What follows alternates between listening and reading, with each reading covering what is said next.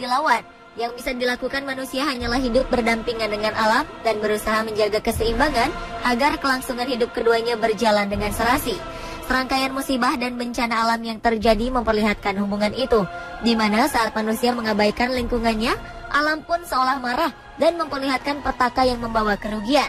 Tercatat ada beberapa bencana alam yang terjadi di sepanjang 2014 dengan dampak yang sangat besar. Untuk mengingat bagaimana alam menunjukkan kekuatannya, kami telah merangkum 7 bencana terparah di tahun 2014 versi On The Spot.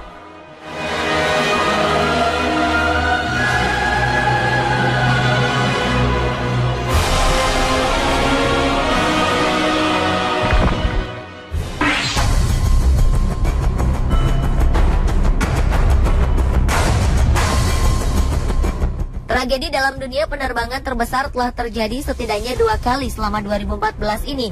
Pertama adalah kasus hilangnya pesawat Malaysia Airlines MH370 saat melakukan penerbangan dari Malaysia menuju Tiongkok pada 8 Maret.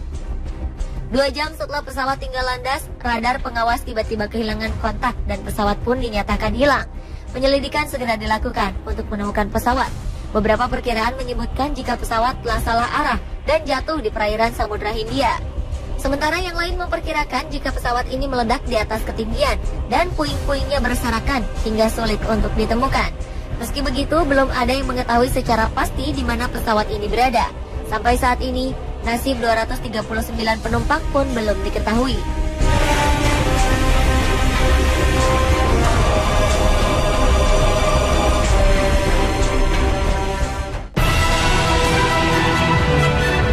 Belum tuntas pemberitaan tentang hilangnya MH370, masyarakat dunia kembali dikejutkan dengan meledaknya pesawat lain dari maskapai yang sama, Malaysia Airlines.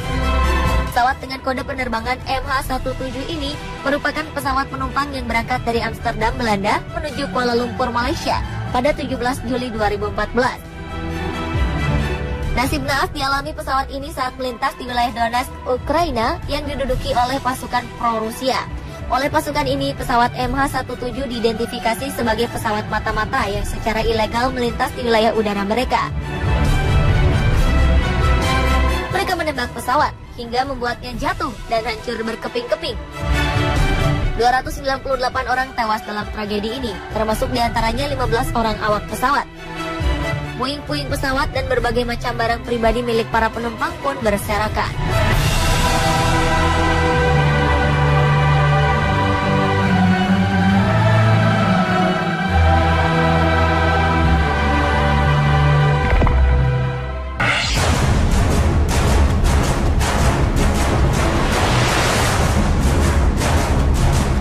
Bencana di sebuah pertambangan kembali terjadi di 2014, tepatnya pada 13 Mei lalu. Sebuah ledakan besar terjadi di salah satu lubang terowongan hingga menutup akses keluar masuk para pekerja tambang. Akibatnya ratusan orang pun terjebak di dalamnya. Ledakan tambang batubara di Soma, Provinsi Manisa, bagian barat Turki ini merupakan bencana terburuk di Turki setelah bencana terakhir yang pernah terjadi pada 1992 lalu. Menurut keterangan para saksi, setidaknya 400 orang terjebak di dalam area pertambangan. Lambatnya upaya penyelamatan yang dilakukan membuat kesempatan para korban untuk dapat bertahan hidup menjadi sangat tipis. Selain itu, buruknya koordinasi antara para regu penyelamat di tengah tekanan publik untuk segera melakukan penyelamatan membuat suasana semakin kacau. Akibatnya, ratusan pekerja pun menjadi korban. Dalam tragedi ini, 301 orang meninggal dunia akibat tertimbun longsoran tanah dan luka akibat terkena ledakan. Sementara itu, 486 orang lainnya dilaporkan selamat, di mana 80 orang diantaranya mengalami luka-luka. Buruknya penanganan terhadap para korban membuat masyarakat Turki marah dan melakukan aksi demo besar-besaran di beberapa kota. Melalui penyelidikan yang dilakukan otoritas di Turki, ledakan tambang serta berjatuhannya korban jiwa diduga akibat kelalaian yang telah dilakukan oleh manajemen pengelola pertambangan. 14 orang ditahan untuk menjalani proses persidangan di pengadilan.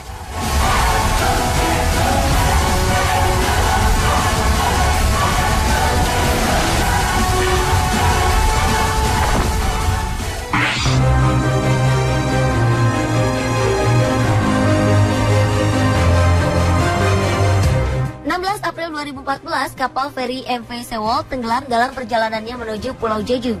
Jumlah muatan penumpang yang melebihi kapasitas kapal diduga menjadi penyebab terjadinya musibah ini. Sungguh malang nasib yang menimpa 476 penumpang, yang sebagian besar adalah siswa sekolah menengah ini.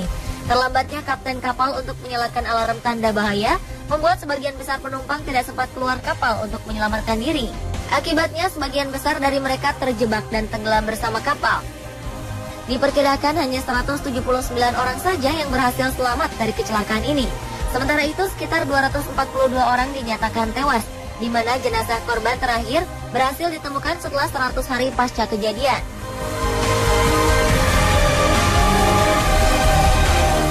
Pengadilan menyatakan kapten kapal bersalah atas kejadian ini dan menjatuhkan hukuman penjara 36 tahun.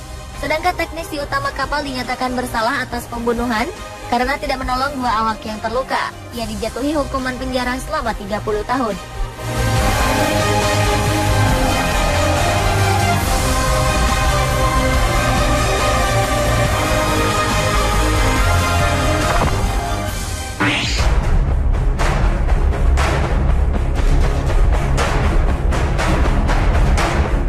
Banjir parah dari musim hujan yang intens di Asia Selatan dilaporkan telah menelan korban jiwa hingga mencapai ratusan orang.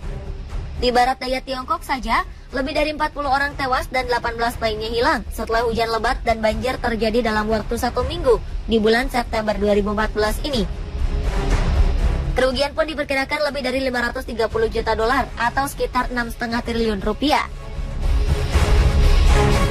Di Pakistan, banjir bandang telah menewaskan 110 orang dan melukai hampir 150 lainnya dalam beberapa hari pekan selama September. Kerugian material akibat terjangan banjir bandang pun dialami oleh sedikitnya 650 rumah. Menurut keterangan pejabat di Pakistan, jatuhnya korban jiwa sebagian besar disebabkan karena tertimpa atap bangunan yang runtuh dan tersengat aliran listrik.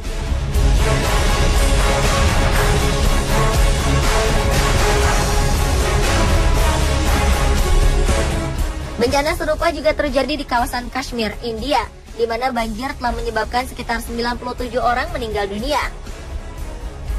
Kerusakan parah dialami oleh sekitar 2.000 desa, di mana banyak jalan dan jembatan rusak, hingga menyebabkan akses di beberapa tempat terputus. Lebih dari 2 juta orang terkena imbas dari bencana, sedangkan kerusakan pada sekitar 325.000 hektar ladang pertanian mengakibatkan ketiadaan stok pangan untuk jangka waktu yang cukup lama. Bencana banjir bandang yang melanda kawasan Asia tahun ini disebabkan oleh angin muson yang memberikan dampak tingginya curah hujan di kawasan Asia. Selain di kawasan Asia Selatan, angin muson juga memberikan pengaruh terhadap cuaca di Indonesia.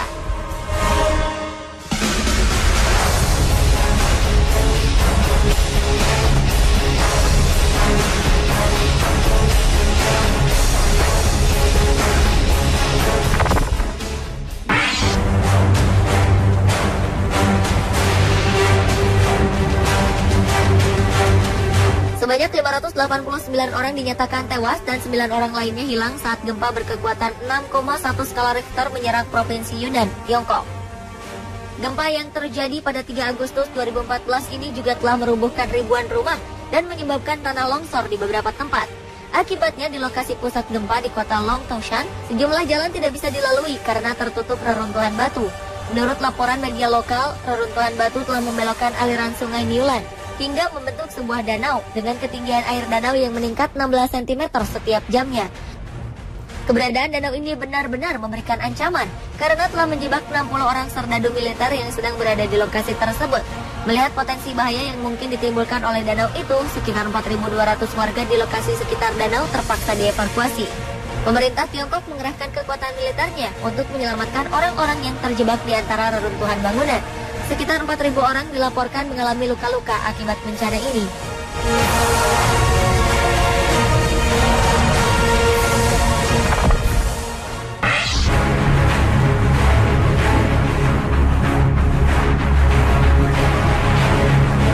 Jumat 12 Desember 2014 menjadi hari yang kelam bagi masyarakat di Dusun Jemblung, Desa Sampang, Kecamatan Karangkobar, Kabupaten Banjarnegara, Jawa Tengah. Hujan deras yang mengguyur dusun ini mengakibatkan bukit Tenaga Leleh tiba-tiba longsor. Bukit setinggi 400 meter ini pun langsung mengubur dusun, sekaligus jalan raya penghubung Banjarnegara dan Dieng.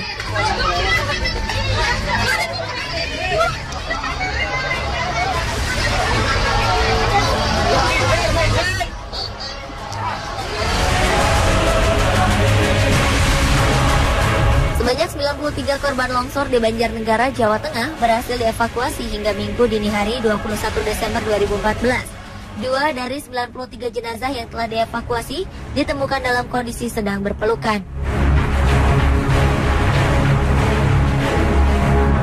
Putusnya jalan penghubung dan matinya listrik menghambat bala bantuan untuk korban longsor ini. Di balik duka, ada sebuah mujizat, di mana petugas berhasil menyelamatkan seorang ibu yang tengah mengandung 9 bulan.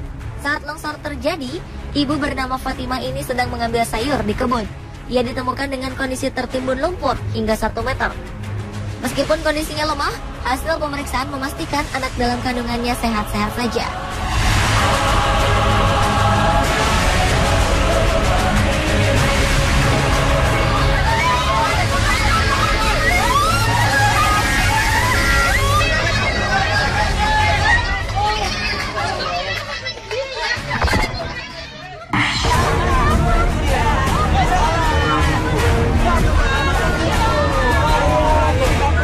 Lima 15 Januari 2014 lalu, banjir bandang melanda wilayah Manado, Tomohon, Minahasa Utara, dan Minahasa, Sulawesi Utara.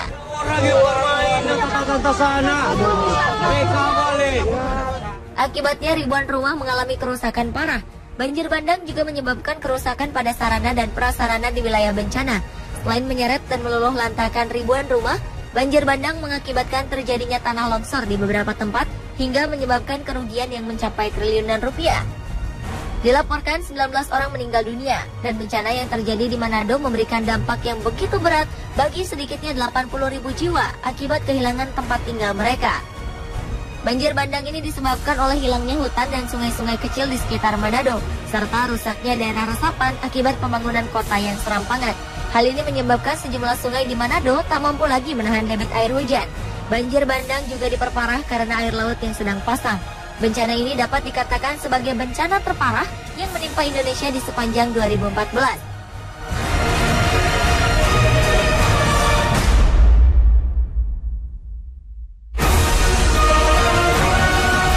Pemirsa, itulah ketujuh bencana terparah di 2014 versi On The Spot.